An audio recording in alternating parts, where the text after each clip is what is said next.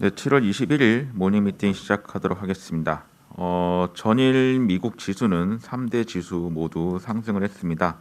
10년물 국채 금리가 1.2% 넘어서면서 안정을 찾았고요. 이런 것 때문에 일단은 3대 지수가 오른 것으로 지금 보입니다.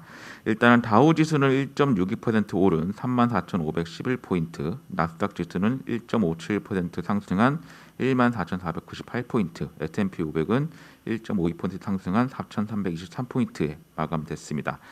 S&P 500 지수 같은 경우는 필수 소비재 섹터를 제외하고는 모든 섹터가 오른세를 보였습니다. 그리고 전체적으로는 산업과 금융 관련주가 국채 금리가 안정세를 보이면서 2% 이상 상승하는 모습을 보였습니다. 반면에 비트코인 가격은 지난 6월 22일 이후로 처음으로 3만 달러 아래로 넘어서면서 위험 자산에 대한 우려감이 좀 보여지기도 했습니다. 일단은 미국 정부는 영국에 대한 여행 경보를 가장 높은 4단계로 상향 조정을 또 하기도 했고요. 싱가포르도 감염자가 100명대로 급증하면서 방역 규제를 재차 강화하기도 했습니다. 그리고 6월 신규 주택 착공 실적이 전월 대비 6.3% 증가한 164만 3천 건을 기록했고요. 반면 주택 착공 허가 건수는 전월 대비 5.1% 감소한 모습을 보이기도 했습니다. 금일 NH투자증권 모닝 미팅 자료는 6건이 있고요. 풍산부터 먼저 발표하겠습니다. 변정만 연구원 발표해 주세요. 네, 풍산 저희 목표 주가 5만 원하고 투자 의견 바이를 유지를 합니다. 일단 2분기 실적부터 간단히 프리뷰 드리면 영업이익은 980억을 예상을 하는데요. 전년 대비해서 368%, 전분기 대비해서 58% 증가한 아주 호실적이 예상이 되고 사상 최대 실적이면서 또 어닝 서프라이즈가 될 걸로 예상을 합니다. 컨센서스 대비해서도 영업이익 기준 28% 정도 상회하는 실적을 예상을 합니다. 이렇게 좋은 실적이 나올 수 있는 배경은 2분기 판매에 적용된 구리 가격이 전분기 대비 17% 상승을 했습니다. 기억해 보시면 이제 5월 달에 구리 가격이 사상 최고치까지 올랐었고요. 이런 부분들이 구리 관련 이익으로 크게 반영될 거다 이렇게 보고 있습니다. 판매량은 4만 9천 톤 예상을 하는데 팬데믹 이전 수준으로 회복했을 것으로 예상을 하고 있고 방산 부분 매출도 전년 수준 정도는 될 거다라고 보고 있습니다. 다만 3분기 연결 영업이익으로는 460억을 예상하는데요. 최근에 구리 가격 조정으로 인해서 3분기에는 메탈 관련 이익이 대폭 줄어들 걸로 예상을 하기 때문에 이렇게 추정을 하고 있습니다. 지금 풍산의 주가는 역시 드라이버가 이제 구리 가격이 될 텐데 LME 구리 가격은 지난 5월 11일 날 사상 최고가인 톤당 1,449달러를 기록을 했었습니다. 이후로 이제 중국 정부의 원자재 시장 개입이 되면서 좀 빠졌고요. 19일 기준으로 해서 9,189달러까지 떨어져서 한 12% 정도 고점 대비 내려와 있는데 저희는 이제 이게 중국 정부의 시장 개입으로 인해서 계속해서 눌려 있을 수만은 없다라고 보고 있고 하반기 구리 가격 상단에 대해서 톤당 1,500달러까지 보고 있습니다. 신재생 에너지를 중심으로 한 구리 수요가 견고한 가운데 바이러스 사태와 그리고 부진한 캐펙스로 인해서 공급 부족 사태가 좀 계속 장기적으로 이어지지 않을까 생각을 하기 때문에 구리 가격에 대해서는 다시 반등할 거라고 보고 있고요. 방산 부분에 대해서도 내수 부분이 좀 회복되면서 좀 우려가 완화될 거다 이렇게 예상을 하고 있습니다. 이상입니다. 네, 질문 없으시면 원래 순서로 돌아가겠습니다. 주식 전략 지금 중국은 박임금 연구원 발표하겠습니다. 네, 이번 주 지금 중국은 말씀드리겠습니다. 실적 관련 얘기입니다. 7월 17일까지 약 1,775개 중국 A주 기업이 상반기 잠정 실적을 발표했고 공표 비율은 약 40%입니다. 잠정 실적을 발표한 기업 중에 실적 개선된 기업 비율은 약 70%입니다. 공업기업과 비금융 상장사는 상당수가 겹치기 때문에 이익 증가율 역시 유사한 궤적을 보여왔습니다. 공업기업 이익 등 지표로 미뤄볼 때 중국 A주 상반기 이익 증가율 역시 높은 수준을 기록할 것입니다. 잠정 실적 공표 내용에 따르면 상반기 A주 실적이 높은 증가세를 유지할 수 있었던 이유는 우선 가격 인상 때문입니다. 상반기 공산품 PPI는 전년 동기 대비 높은 수준을 유지하였고 여러 업종에서 가격 인상이 나타났습니다. 해당 업종에 속한 기업들은 P와 Q의 동반 상승에 힘입어 지속적인 이익 개선세를 시행할 수 있었습니다. 두 번째는 수출 호조 때문입니다. 2분기 중국 수출이 높은 기저에도 불구하고 예상보다 견조한 흐름을 유지했습니다. 따라서 수출형 기업의 해외 매출 규모는 더욱 확대되었습니다. 기계, 소형 가전, 자동차 부품 등 업종 등이 대표적입니다.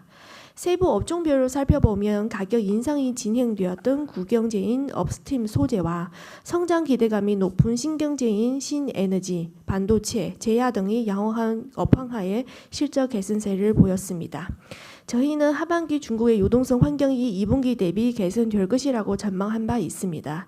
이는 최근 지준으로 인한 중기 유동성 지원 창구 자금 공급 등을 통해서 인민은행의 이런 행보를 좀 더 명확해졌다고 판단됩니다.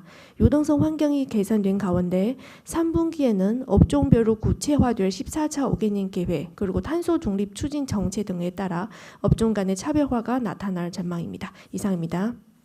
예, 산업기업 분석으로 넘어가겠습니다. 오늘 카카오 게임즈 신규 유닛 자료가 있습니다. 안재민 연구원이 발표하겠습니다. 안재민 연구원 접속해 있나요? 카카오 게임즈 말씀드리겠습니다. 저희 신규 이니시에이션 자료이고요. 저희 투자 의견 바이오와 목표 주가 12만 원으로 신규 제시 드립니다. 최근에 이제 카카오 게임즈가 출시한 오딘 바랄라 라이징이라는 게임이 성공을 하면서 사실 주가가 조금 움직였습니다. 그럼에도 불구하고 여전히 실적 성장이나 이런 부분들이 업사이드가 충분히 있다라는 측면에서 저희 이제 신규로 이니시에이션 시작했고요. 일단 투자 포인트는 크게 한 3가지 정도 될 것 같습니다. 오딘의 성공으로 실적이 큰 폭으로 성장이 기대가 되고요. 밸류에이션이 그동안 좀 비쌌던 게 좀 흠이었는데 이런 부분들이 이제 해소가 될 수 있다라는 점이 있고요. 두 번째 이제 오딘 이후에도 지금 다작의 신규 게임을 준비를 하고 있어서 2021년 그리고 2022년까지 실적 성장이 좀 부각될 것으로 보고 있습니다. 그리고 이번에 오딘을 개발한 라이언하트라는 게임 회사도 마찬가지인데 이 회사가 이제 투자를 통해서 이미 회사에 대한 지분을 가지고 있고요.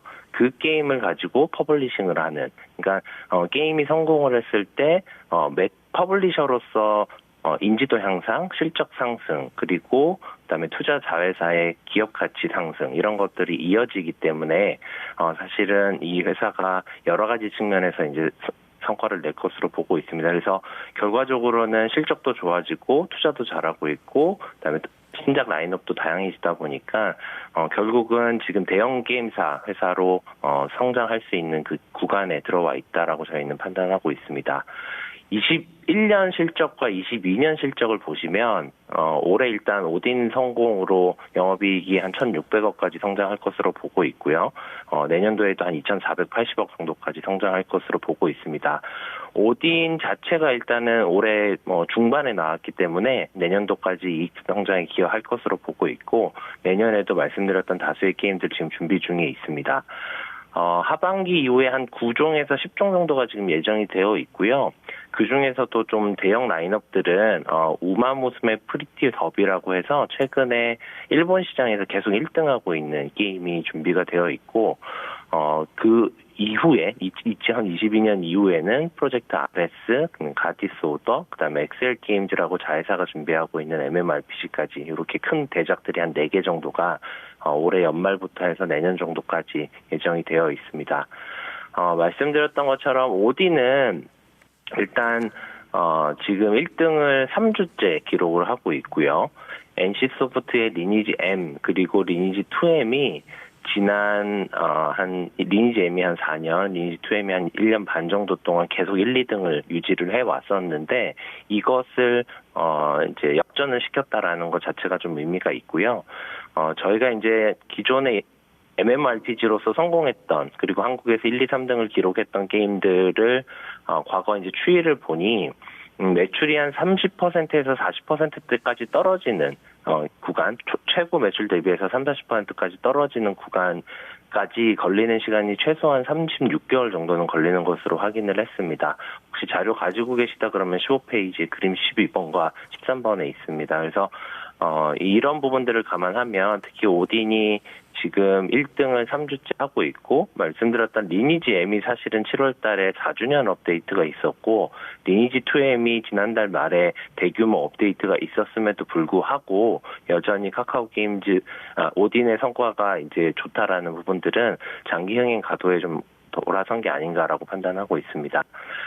신규 라인업들 조금 말씀드렸고요. 그다음에 이 회사가 좀 준비하고 있는 게 좀 특이한 것들이 몇 가지가 있는데, 일단은 카카오 VX라고 해서 최근에 골프 좀 좋아하시는 분들은 카카오 골프 예약 어플리케이션 이용해 보셨을 것 같은데, 이런 부분들이 지금 카카오가 하고 있는 신사업 중에 하나가 있고요.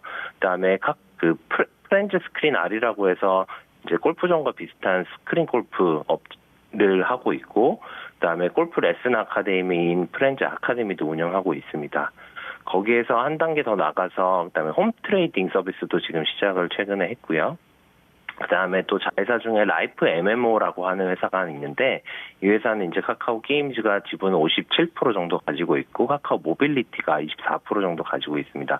여기서 이제 AR 관련된 게임들 그리고 위치 기반 서비스를 준비하고 있는 상황입니다. 그래서 전체적으로 요약을 좀 하면 일단 오딘의 성공으로 실적이나 이런 부분들이 크게 성장을 할 것으로 저희는 기대를 하고 있고 그다음에 라인업도 좀 탄탄한 상황에서 신규 사업에 대한 성과들도 좀 기대해 볼 수 있다. 저희는 이런 측면에서 지금까지는 약간 중형 게임 회사였다라고 하면 이제는 대형 게임 회사로 발돋움할 수 있는 회사로 성장할 것으로 보고 있습니다. 이상입니다.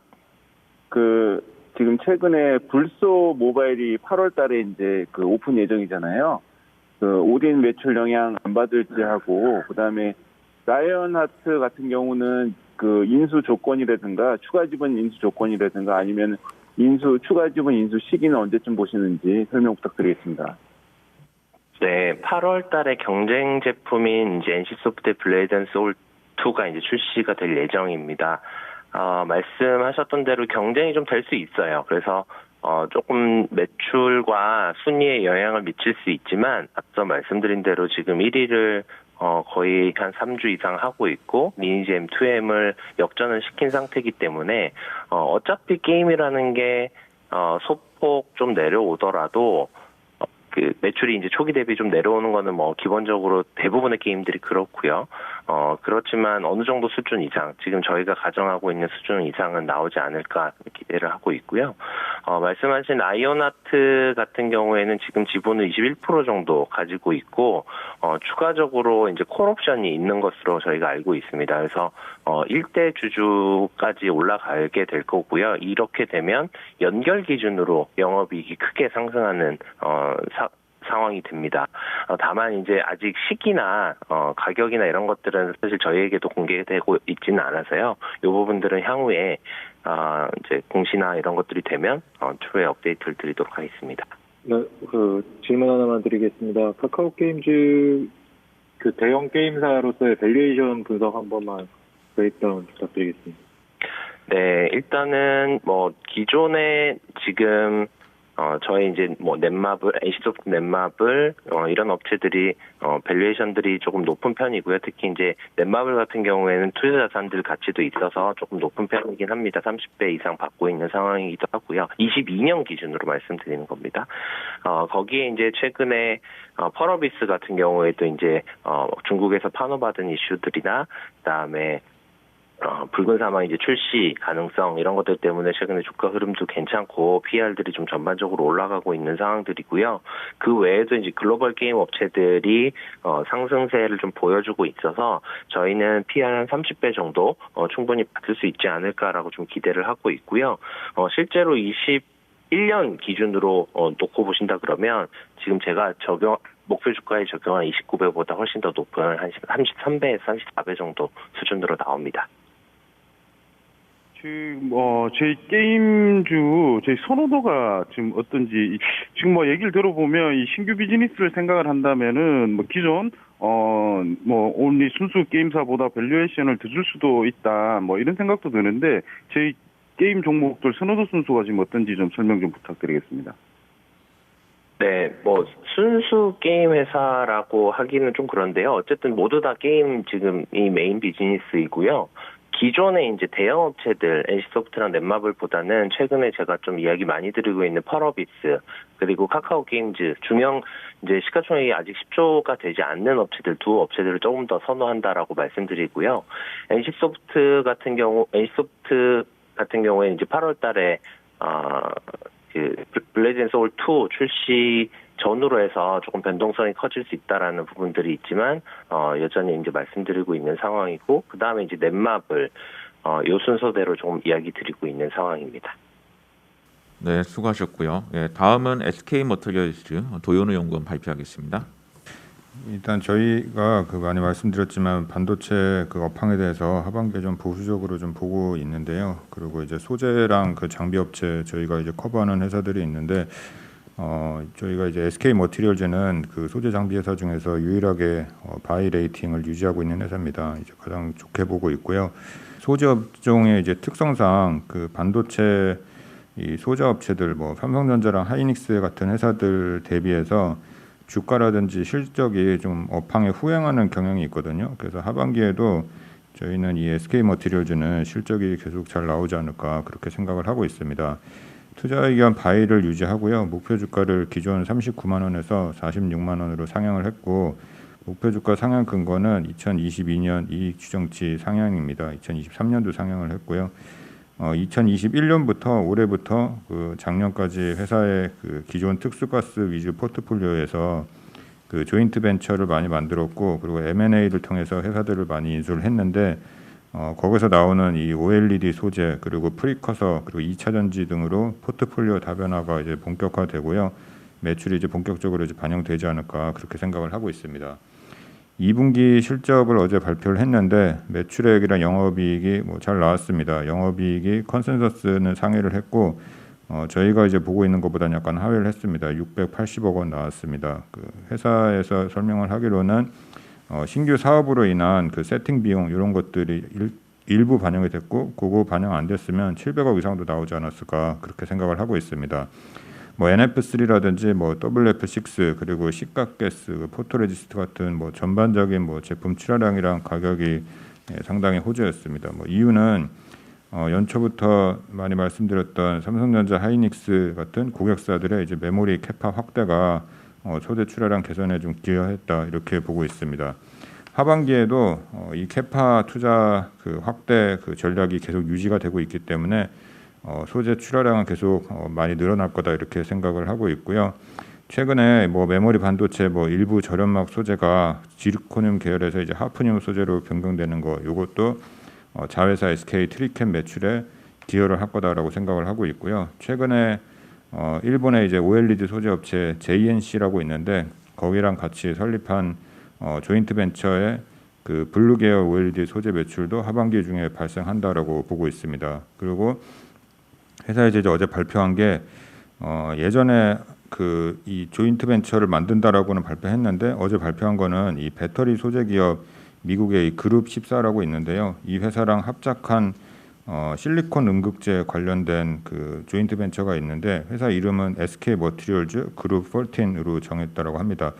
이 회사가 어제 발표한 거는 이제 캐파를 이제 본격적으로 투자를 해서 한국에서 이 실리콘 음극재를 생산을 하겠다 이렇게 얘기를 했습니다. 한 2,000톤 정도 되는 것 같고요. 매출은 아직까지 정확하게는 추정을 못하지만 이 완공돼서 생산에 들어간다라고 하면 최소 연간 2,000억 이상의 매출은 기록을 할 수 있지 않을까 그렇게 생각하고 있습니다. 그리고 잘 아시는 것처럼 최근에 이제 흑연 음극재를 실리콘 음극재가 좀 많이 대체를 한다 이런 얘기들이 있기 때문에 이 JV의 좀 미래는 좀 많이 괜찮지 않을까 그렇게 생각을 하고 있습니다. 이상입니다. 그룹 14가 어떤 회사인지 좀 생소해서 2차 전지 쪽에서 어떤 사업을 하고 있는지 그런 것 좀 얘기를 해주실 수 있을까요? 예, 아직까지는 사업을 하고 있지 않고요. 미국에 있는 그 스타트업입니다. 스타트업 수준의 되게 작은 회사인데 이 회사의 기술력은 이제 뭐 아까도 말씀드렸지만 그 배터리에 이제 응급제가 이제 흑연 소재로 이제 돼 있잖아요, 보통. 근데 이 실리콘 관련된 응급제 소재에 대한 뭐 원천 특허라든지 그런 기술력을 가지고 있는 회사입니다. 근데 스타트업이기 때문에 양산 시설이 없고요. 그리고 이 회사가 만드는 이 실리콘 응급제에 SK 머티리얼즈가 생산하고 있는 소재 같은 것들이 좀 많이 들어갈 수가 있습니다. 그래서 서로 이제 시너지가 날 수가 있기 때문에 SK 머티리얼즈가 자금을 대서 양산 공장을 만들고 그리고 이 회사는 기술을 제공해서 그 JV를 연초에 만든다라고 이제 발표한 적이 있고요. 이제 어제 발표한 거는 이제 생산을 한다, 공장을 착공에 들어간다, 이 내용입니다. 그리고 뭐 고객이라든지 이런 것들은 이제 확보가 된 것 같고요. 생산 시점은 빠르면 내년 그 하반기, 늦으면 2023년도 초가 되지 않을까 그렇게 생각하고 있습니다. 내년 하반기부터 매출은 좀 나올 것 같습니다. 여기 질문 하나 더 드리겠습니다.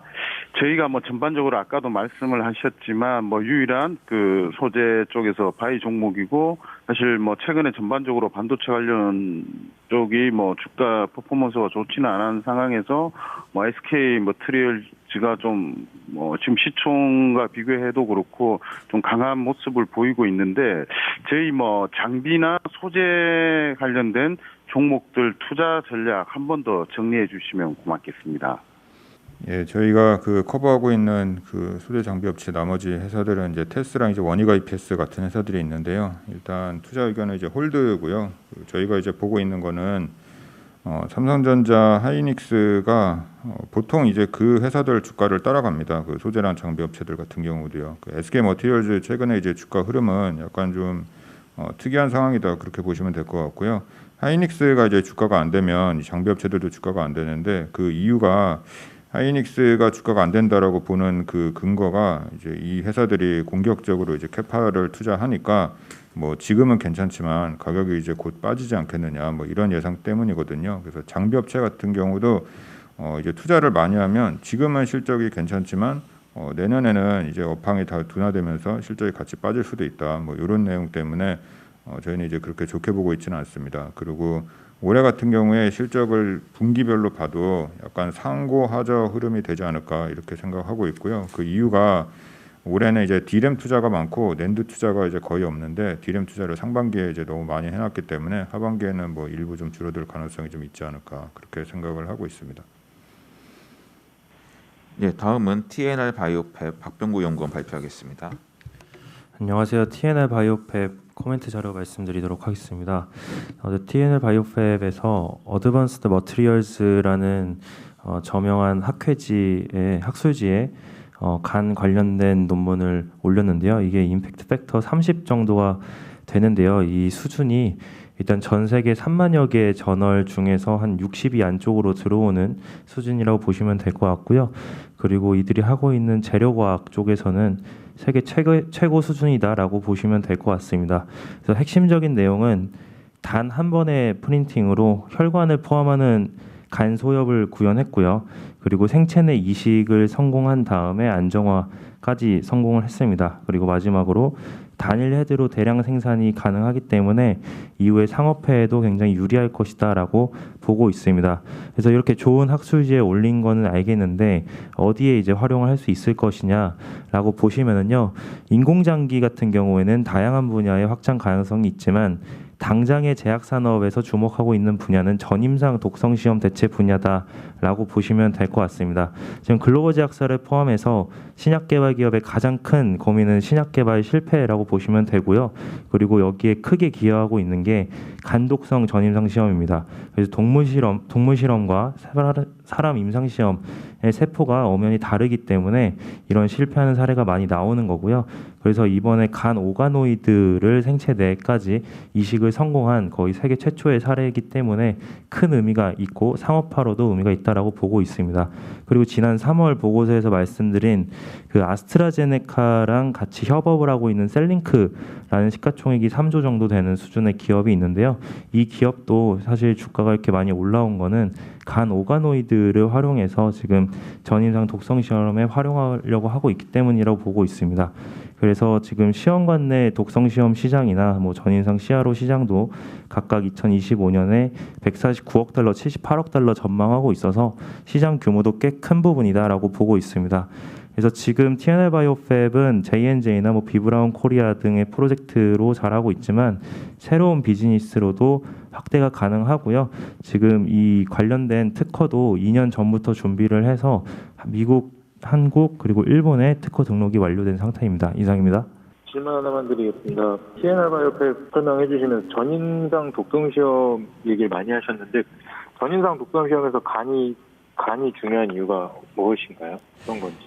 네, 답변 드리도록 하겠습니다. 전임상이라는 거는 결국 세포 실험이라든지 이제 동물 실험을 통해서 이런 기관의 독성이나 아니면 효과나 이런 것들을 보는 건데요. 약물의 그 ADM이 흡수, 전달, 대사, 제거 과정에서 가장 중요한 기관이 간이랑 신장이라고 보시면 될 것 같습니다.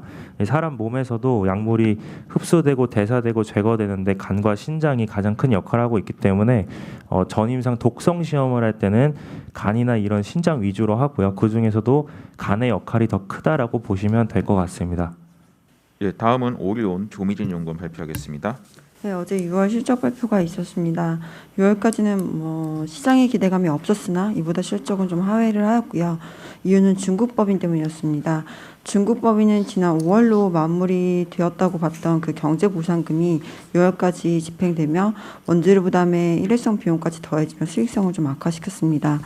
그러나 고무적인 점은 작년 말부터 진행해온 제조원가 절감을 위한 노력이 6월부터 실적에 반영되기 시작했고요. 중국 법인도 제조 원가 상승폭이 지난 4, 5월과 비교했을 때 크게 축소되었다는 점이 고무적입니다. 또한 같은 맥락에서 한국 법인도 올해 들어 처음으로 6월 매출 원가율이 전년 대비 감소세로 전환되는 성과를 보였습니다. 6월까지 중국 법인의 경소상 전환과 이로 인한 재고 조정 이슈 그리고 일회성 비용 이슈는 마무리되었고 7월부터는 정상적 흐름으로 영업이 진행될 것으로 예상합니다. 추가적인 기대감은 가격 인상 부분인데요. 국제 곡물 가격 상승 흐름이 장기화되고 있고 현지에서는 직접 조달을 쓰는 만큼 원가 상승 이슈에 오리온이 다른 기업들보다 먼저 노출되었습니다. 일부 품목에 한해서는 가격 인상을 검토할 수밖에 없는 상황이라고 보고 있고요. 오랜 기간 가격을 동결해온 만큼 인상에 따른 스프레드 개선도 클 것으로 예상합니다. 이상입니다. 지난번에 오뚜기 가격 인상을 했는데 오뚜기 농심에 비해서 가격 인상 효과가 영업이익에 미치는 좀 폭이 좀 높지 않은 것 같거든요. 상대적으로 그 추가 설명 좀 부탁드리고요. 그 가격 인상이라든지 이제 원가 부담 좀 완화된다고 보면 그 마진 스프레드 개선 폭이라든지 시기라든지 이런 걸 좀 순서대로 좀 정리 좀 부탁드려요. 우선은 지금 제가 예상하고 있는 거는 오리온 같은 경우는 중국 법인에서 일부 품목, 파이 품목에 한해서 인상을 하지 않을까라고 보고 있는데요.